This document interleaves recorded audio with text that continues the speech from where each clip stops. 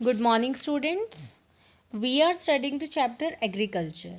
So in this chapter we have studied about the various types of agriculture. We have studied that developed countries में कैसा agriculture होता है, developing में कैसा होता है. We have studied about extensive agriculture, and in extensive agriculture we have studied about mixed farming also. That is a picture of mixed farming. So students, today we will take up from Do You Know. Organic farming has become very popular in recent times. It uses organic manure and natural pesticides. No fertilizers, chemicals, or genetic modifications are used to increase the size or quality of produce. So students, आजकल के time में आपने भी सुना होगा organic farming. So what is that organic farming? Because earlier we were taking so many chemicals with the food we were eating. So now people have started doing organic farming. So in organic farming, organic manure जो गोबर से बनता है, fine, या जो सड़े गले हमारे जो प्लांट्स हैं या फिर वेस्ट है उससे बनता है, that is used. No pesticides, no fertilisers, जो क्या है, अननेचुरल है, आर्टिफिशियल है. सो पेस्टिसाइड्स भी जो यूज़ हो रहे हैं, they are also natural. Fertilisers are also natural. Everything that is natural, that is used in that kind of agriculture, that is organic farming. Now students, we will take up plantation agriculture. So what is the meaning of plantation agriculture? You can see in the picture tea plantation also. तो आप क्या इस tea plantation को किसी एक ordinary field से distinguish कर सकते हो पिक्चर देख के? देखो, हम टी फार्मिंग कर रहे हैं. Plantation is in a large farm or state, usually in a tropical or subtropical country, where crops are grown for sale in distant markets rather than local consumption. So beta, basically what is plantation agriculture? Where the size of farm is large, बहुत बड़ा size, उसको हम state भी कहते हैं. ठीक है. Countries की क्लाइमेटिक कौन सा होगा? ट्रॉपिकल या फिर सब tropical country. Okay.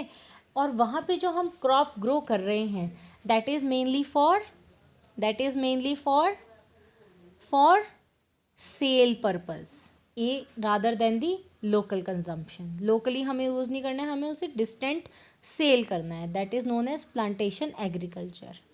It is well organised system of agriculture where in a single crop farming is done. So बहुत ही ज़्यादा ऑर्गेनाइज्ड है और सिंगल क्रॉप ही ग्रो की जाती है इसमें.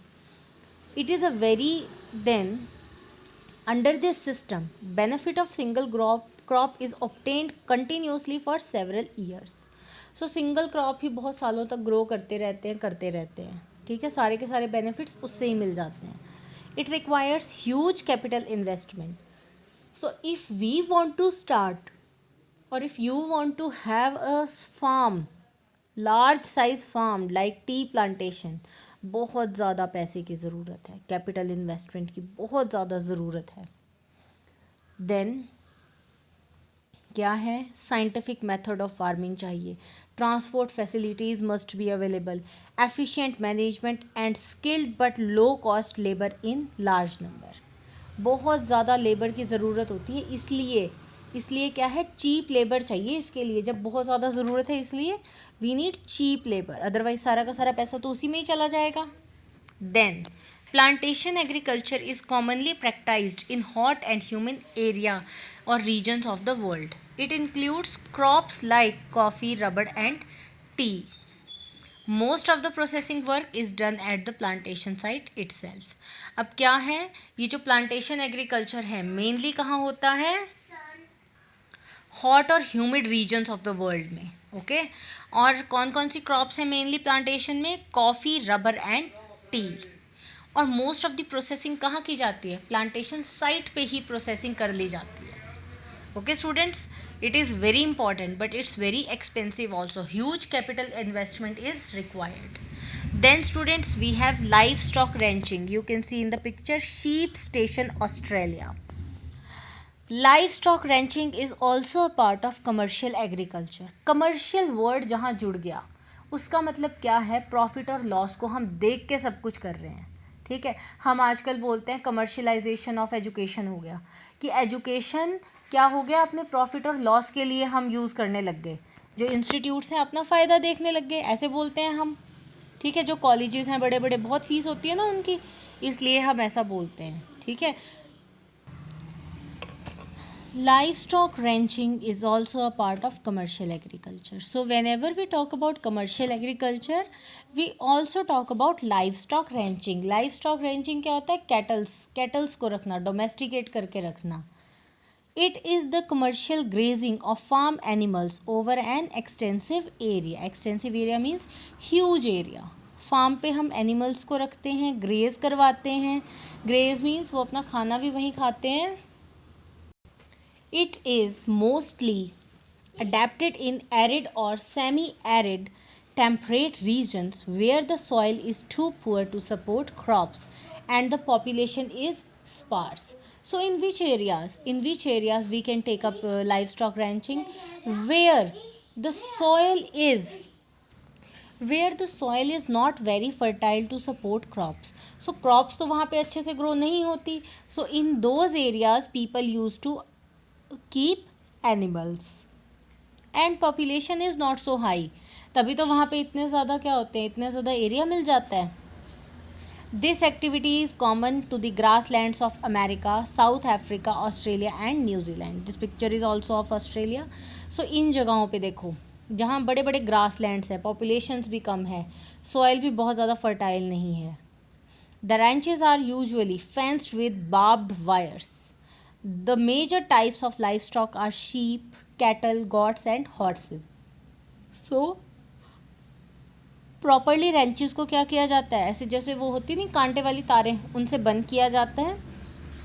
And mainly sheep, goats and horses. Cattle means cows, buffaloes and hen, these kind of animals.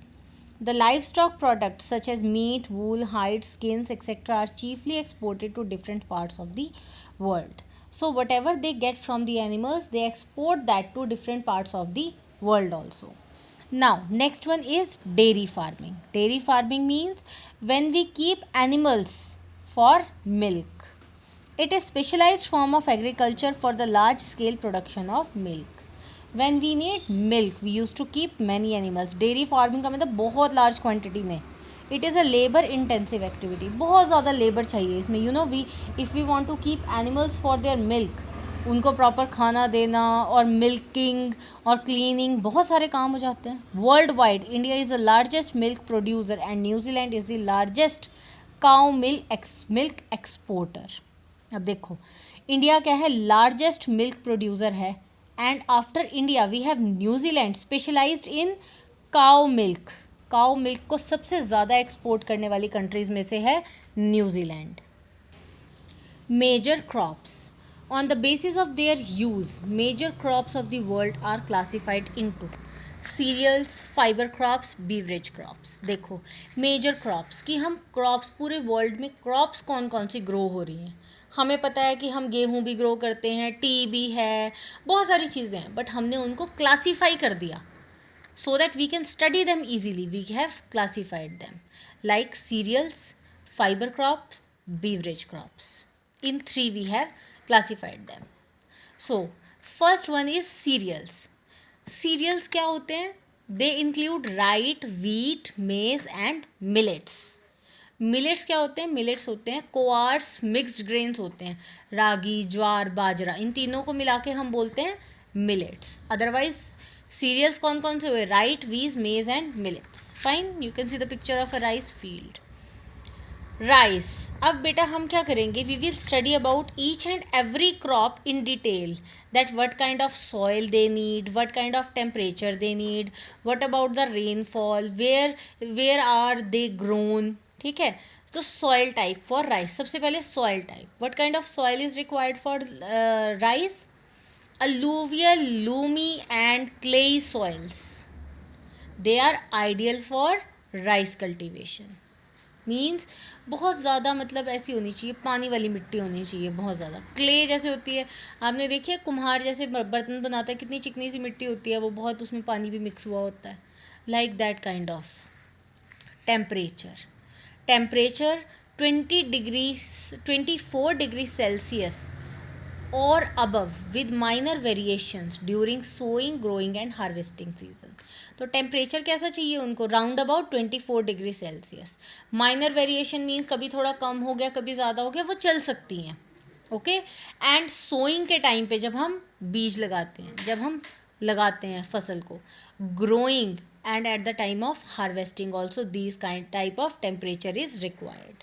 Rainfall, so rainfall तो ज़्यादा चाहिए।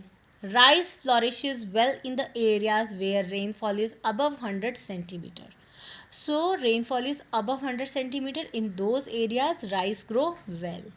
एरियाज़ कहाँ, कौन से एरियाज़ में मेनली, डेल्टाज। डेल्टा पता है आपको क्या होता है, इफ़ यू रिमेंबर, जब हमारी जो रिवर होती है वो सी के साथ मिलती है, उस टाइम पे वो बहुत सारे एरिया को कवर करती है, छोटी छोटी किस्में बन जाती है, डिस्ट्रीब्यूटरीज में वो बढ़ जाती है। So that area is known as delta. तो वहाँ पे भी बहुत ज़्यादा होती है। रिवर वैलीज, रिवर के साथ साथ कोस्टल प्लेन्स, मतलब आप ये देखो जहाँ पे भी वाटर है बहुत ज़्यादा, वहाँ पे क्या है, हम राइस ग्रो कर सकते हैं। So students, up to here only we will study today. Revise the chapter thoroughly. Thank you, have a nice day.